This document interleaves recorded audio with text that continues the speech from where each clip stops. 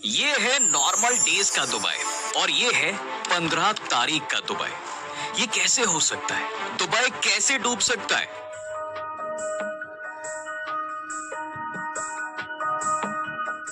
जिस देश के डेवलपमेंट की दुनिया दीवानी है, जहां बुर्ज खलीफा से लेकर पाम जुमेरा जैसे अनयूजुअल कंस्ट्रक्शंस बने हुए हैं, इसके हालात रातों रात बदल गए। अभी तक आपने और मैंने इंडिया और यूरोप के देशों को बाढ़ में बहते हुए देखा था, लेकिन अब ये हाल मिडिल ईस्ट का भी है साहब। 15 अप्रैल की रात को एक नहीं, दो नहीं, तीन नहीं, बल्कि मिडिल ईस्ट के सो कॉल्ड डेवलप्ड देश यूएई, सऊदी अरब, बहरीन और ओमान में एकदम से बारिश शुरू होती है और फिर ये बदल जाती है ऐसी तेज बारिश और आंधी में कि ये बाकी देश तो छोड़िए, ये दुबई को भी इस बाढ़ में बहा कर ले गया।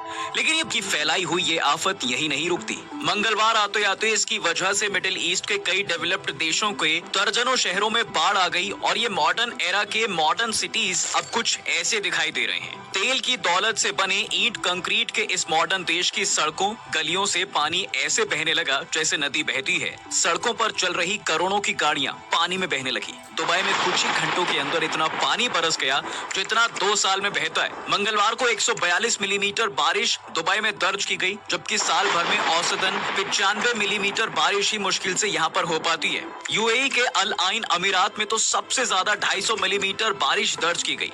इस बात से आइडिया तो लग गया होगा कि कितना पानी दुबई में बरस गया। अपनी गगन चूमती इमारतों के सिवा अगर दुबई फेमस है तो वो अपने रेगिस्तान के लिए।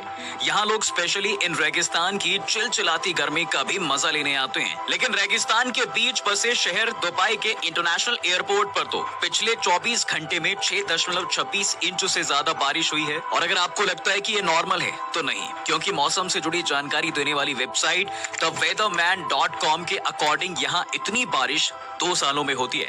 यानी 2 सालों में जो बारिश होनी थी, ये ड्रेनेज सिस्टम जिसका अभी तक कोई पावरफुल सॉल्यूशन ये देश नहीं निकाल पाया। और इस बात का दावा इंग्लिश का न्यूज़पेपर रॉयटर्स भी कर रहा है। लेकिन क्या जैसे मेरे मन में सवाल उठ रहे हैं, आपके मन में भी उठ रहे हैं कि भला ऐसे कैसे हो सकता है भाई कि 21st सेंचुरी का इतना पावरफुल वेल डेवलप्ड देश एक रात की बाढ़ में बह गया। कई वेदर एनालिस्ट का कहना है कि अरेबियन पेनिनसुलर से उठा एक तूफान ओमान की तरफ बढ़ रहा था, लेकिन धीरे धीरे इस तूफान की डेंसिटी बढ़ती है तो ये तूफान मिडिल ईस्ट के कई देशों को बाढ़ और तूफान की चपेट में ले जाता है। और इसका असर वैसे तो ओमान में सबसे ज्यादा दिखाई दिया, लेकिन दुबई को भी इसने अपना शिकार बना लिया। लेकिन ये बाढ़ जिसने इन गल्फ कंट्रीज में पिछले 3 दिनों में तबाही मचाई है, उसके पीछे नेचर से ज्यादा खुद इन देशों की गलती बताई जा रही है। जी हाँ, इसे कहते हैं खुद के पैर पर कुल्हाड़ी मारना। चलिए वो भी जान लीजिए कि हम ये क्यों कह रहे हैं। तो ये बात तो हम सब जानते हैं कि गल्फ कंट्रीज तेल के साथ साथ यहाँ पड़ने वाली गर्मी की वजह से भी जानी जाती है। और ये देश अक्सर इस गर्मी से बचने के लिए एक तरीके का यूज करता है जिसे कहा जाता है क्लाउड सीडिंग। जी हाँ, वही नकली बादल और असली बारिश। और कई वेदर एनालिस्ट का कहना है कि खाड़ी देशों में आई इस बाढ़ की वजह क्लाउड सीडिंग ही है। एसोसिएट्स प्रेस तक था और बस फिर क्या था, उसके बाद जो हुआ वो अब तक रुकने का नाम नहीं ले रहा है और ये लगातार मिडिल ईस्ट के परेशानी का कारण भी बन गए। चलिए अब यहाँ तक आए हैं तो ये भी बता देते हैं कि क्लाउड सीडिंग क्या होती है और कैसे नेचर को मजबूर किया जाता है कि वो जबरदस्ती बारिश करे। अब भाई इंसान इस धरती का सबसे बड़ा जानवर है, ऐसा कहा जाता है, और इसके एग्जाम्पल वो दे भी रहा है। जैसे जबरदस्ती फसल उगाने के लिए फर्टिलाइजर्स का यूज तेज बारिश आई हो जो बाढ़ की वजह बनी। आर्टिफिशियल रेन की इस थियरी को सबसे पहले जनरल इलेक्ट्रिक के विंसेंट शेफर और नोबेल पुरस्कार विजेता इरविंग लेंगुएर ने इसे कंफर्म किया था।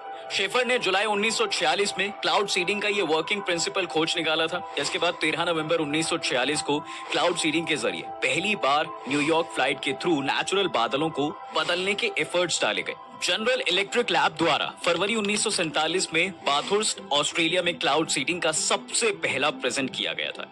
लेकिन इस चीज को मुश्किल वक्त में यूज करने के लिए डेवलप किया गया था, लेकिन अब तो इसका यूज धड़ल्ले से किया जाता है। माना ये बैट बॉल का खेल हो गया है। ये तकनीक अक्सर सूखा से इफेक्ट होने वाले इलाकों या फिर एयर पॉल्यूशन से निपटने के लिए यूज की जाती है।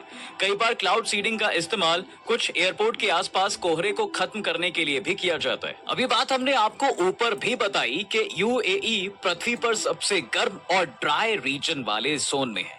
ये देश बारिश को बढ़ाने के लिए क्लाउड सीडिंग तकनीक का उपयोग करने में आगे है। यूएई ने पहली बार 2002 में अपना क्लाउड सीडिंग ऑपरेशन शुरू किया। ब्लूमबर्ग की रिपोर्ट में मौसम वैज्ञानी अहमद हबीब के हवाले ये कहा गया कि हाल ही में सीडिंग के लिए विमानों को अल इन हवाई अड्डे से भी भेजा गया था। और ऐसा नहीं है कि इस क्लाउड सीडिंग का यूज सिर्फ मिडिल ईस्ट कंट्रीज कर रही हैं, बल्कि इसका यूज आज तक 60 से ज्यादा देश कर भी चुके हैं, जिसमें चीन, भारत जैसे बड़े देशों का नाम भी आता है। 2008 के बीजिंग ओलंपिक में ऐसे ही क्लाउड सीडिंग का नमूना देखने को मिला था, जहां चीन ने बीजिंग में क्लाउड सीडिंग के थ्रू बादलों को बारिश में बदलते हुए एक दिन पहले ही बारिश करवा ली थी। और ऐसा करने के लिए चीन ने क्लाउड सीडिंग के लिए 11,000 हथियारों का इस्तेमाल भी किया था। इसमें 6,781 रॉकेट लॉन्चर और 4,110 आर्टिलरी गन शामिल थी। तो अब आप समझ सकते हैं कि क्लाउड सीडिंग किस हद तक यूज किया जा चुका है। इतना ही नहीं, अमेरिका ने तो इस क्लाउड सीडिंग का यूज एक लड़ाई को जीतने के लिए भी किया हुआ है। क्यों, हैरान हो गए ना? तो चलिए इस दिलचस्प किस्से को भी आपको बता देते हैं। दरअसल बात तब की है जब अमेरिका और वियतनाम के बीच एक जबरदस्त जंग छिड़ गई थी। वही जंग जिसमें भारत ने वियतनाम का वर्बली सपोर्ट किया था। तो अमेरिका ने भारत से चिढ़कर उसे अनाज देने से ही मना कर दिया। अमेरिका ने 1967 से 1972 के बीच वियतनाम वॉर के दौरान क्लाउड सीडिंग टेक्नोलॉजी का यूज कर सबको हैरान कर दिया था। इस जंग में अमेरिका ने वियतनाम पर बढ़त बनाने के लिए ऑपरेशन पोपॉय चलाया था। दरअसल इसके तहत अमेरिका ने वियतनाम के हो ची मिन्ह शहर पर क्लाउड सीडिंग के जरिए बादल फटने की घटना को अंजाम दिया था। इससे वहां अचानक बारिश, बाढ़ और लैंडस्लाइड की कंडीशन पैदा कर दी थी। इससे वियतनाम सेना को बहुत भारी नुकसान पहुंचा था।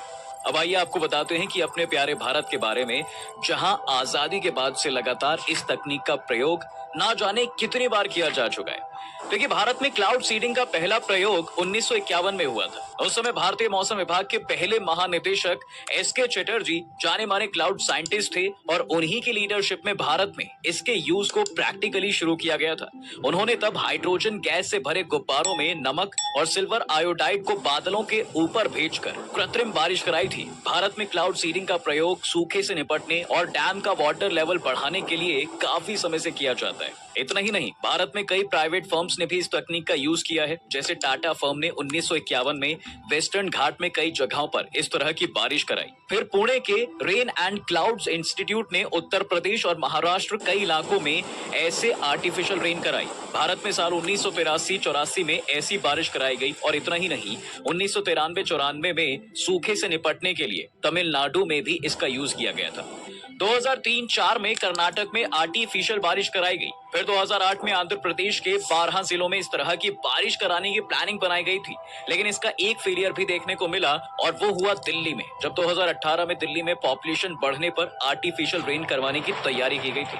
आईआईटी कानपुर के साइंटिस्ट ने एयर पॉल्यूशन की सीरियस सिचुएशन से निपटने के लिए आर्टिफिशियल रेन की तैयारी कर ली थी। बस मौसम के फेवरेबल होने का इंतजार किया जा रहा था। आईआईटी के प्रोफेसर ने कृत्रिम बारिश करवाने के लिए इसरो से विमान को भी मंगवा लिया था, लेकिन मौसम अनुकूल नहीं होने की वजह से आर्टिफिशियल रेन नहीं करवाई जा सकी। तो कहने का साफ मतलब यह है कि भारत आर्टिफिशियल रेन टेक्नोलॉजी